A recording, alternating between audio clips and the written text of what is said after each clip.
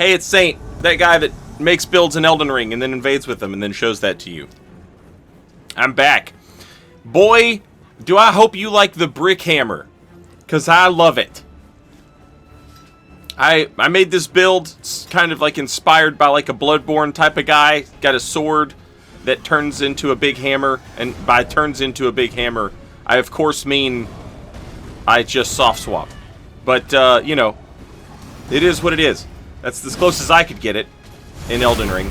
So we've got the sword that turns into a big hammer, and the sword that turns into a bigger sword. And here's an attack I bet you probably have never seen before in PvP. I am going to use the hammer's heavy attack, right? And then once that's finished, I'm going to charge up a second heavy attack, like so. Big damage. Big poise. Big hyper armor. People ask me all the time, how much hyper armor, how much poise should you have on a build if you're, you know, playing with like weapons that have hyper armor? And really it depends. And that's why. What you just saw is exactly why it depends, right? There is like a, you know, like a little spreadsheet you can look up, and it will tell you exactly how much poise you need in order to successfully trade with, you know, a certain attack, right? But it's very different in Elden Ring from Dark Souls 3. In Dark Souls 3, you could almost assuredly guess that what you were trying to poise through was a light attack, R1, right? In Elden Ring, that's not the case. You're probably, you know, trying to poise through an L2. You know, there's really no telling. And so how much damage does that thing do, right? That becomes the question. And that is to say nothing of the fact that it's very likely, if you're invading, you're being hit by two people at the same time. Also, potentially power stanced weapons, which is a totally different thing. So, how much poise do you need kind of varies. This build, as you can see, not rocking a ton of poise at all. I think I've got like somewhere between like 21 and 29 or something like that. A very small amount. A modest amount of poise. But the stuff that I'm using that has hyper armor, it has so much hyper armor. And that fully charged second heavy attack is a perfect example. The hyper armor modifier on that is absurd. And so you don't need a ton of poise to get through with an attack, you know, like that, right? So, you know, a lot of the times people will just stack a bunch of poise, and it helps because it helps them poise through, you know, an R1 from a straight sword, right? And that's a different sort of thing that we're talking about with poise. It's the same mechanic, it's yada yada, but that's like an entirely different focus of how to use that mechanic, if that makes sense. The way I'm using hyper armor, I don't need a lot of poise, because the moves that I'm doing generate so much hyper armor that you know, you don't have to generate 60 poise, 80 poise, you know, like greatsword versus greatsword, for example, right? If you're swinging a greatsword at a guy who's swinging a greatsword, you probably need a lot of poise on your build. You need a lot of like heavy armor or whatever, as opposed to if you were doing a fully charged heavy attack with a greatsword versus a greatsword R1, you don't need as much poise. Speaking of greatswords, we'll have a pretty good example of that right here. Two-handed greatsword versus fully charged heavy attack with a hammer. Great hammer, right? And again, I have very little poise. Sometimes I slap on the Bullgoat Talisman on this build, if I feel like I need that little extra oomph. But more often than not, I'm running the Turtle Talisman for the extra stamina regeneration. Yeah. So anywho, there's that attack, that fully charged heavy attack. And I just, it's one of those things I imagine people probably don't see very often in PvP. Here's something that you might see often in PvP. A guy whose friends died, and so he just gives up. He just taps out. And he's like, go ahead, kill me, I don't care. I don't care. I don't care that I lose. Now that my friends are dead. And a funny thing happens. If you kick them off of a cliff, suddenly they'll care again. I don't know what it is, right? There's no logical difference in how you died, right? But this is the thing that bothers me about this stuff in the first place. People get so bent out of shape about when they die to another player in invasions. To be honest, and to be fair to the Elden Ring players, it's not nearly as bad as it used to be in Dark Souls 3.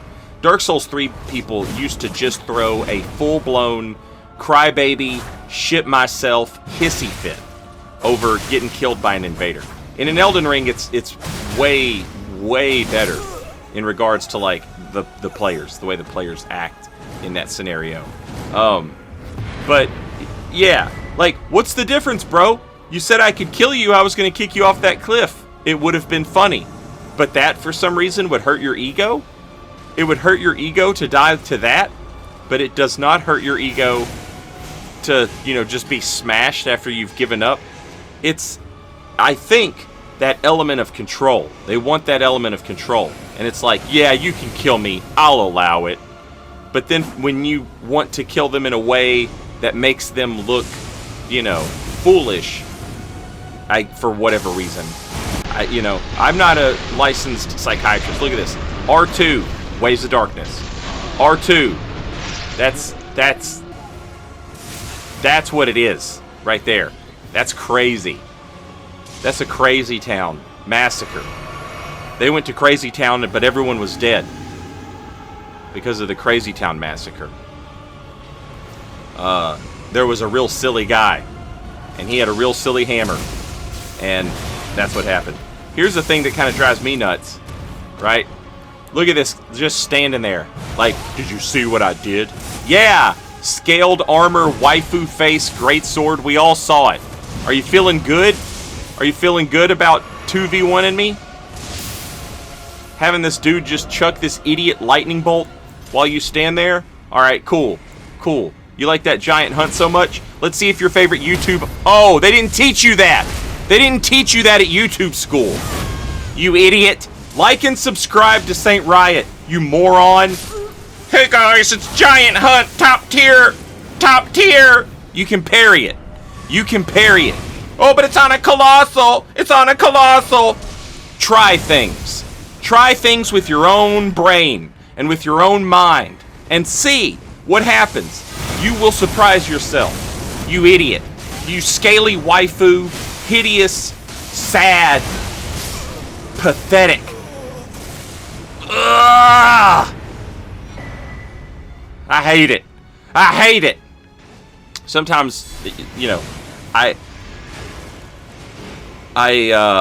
the word I'm looking for? I exaggerate, right? For the sake of content, for the sake of being fun, I say things that aren't necessarily real or true.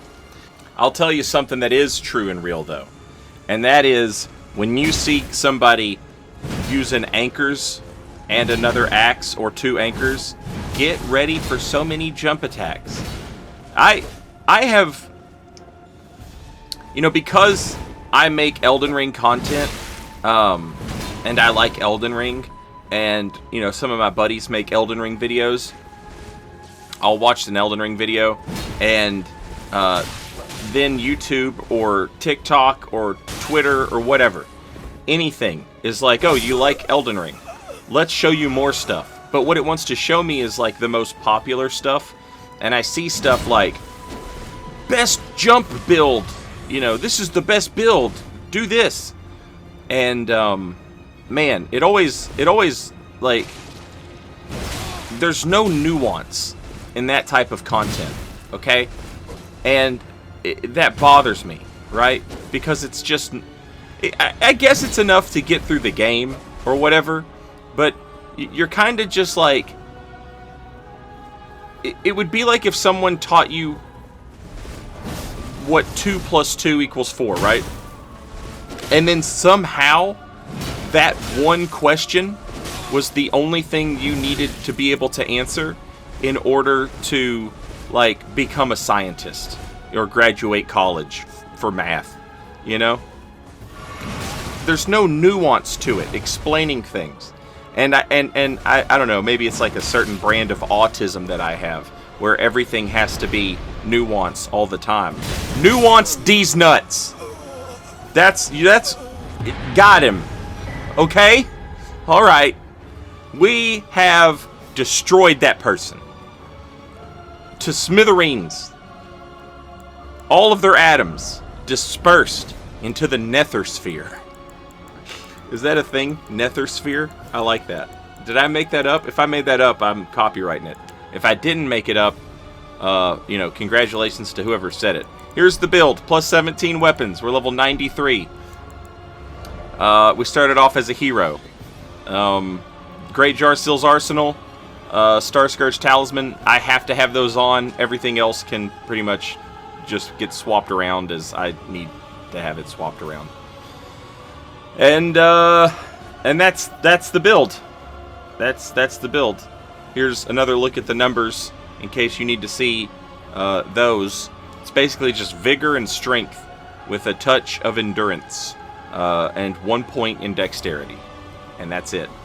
That's what you get. That's what I got, and that's the end of the video. I'll see you next time. Later, y'all.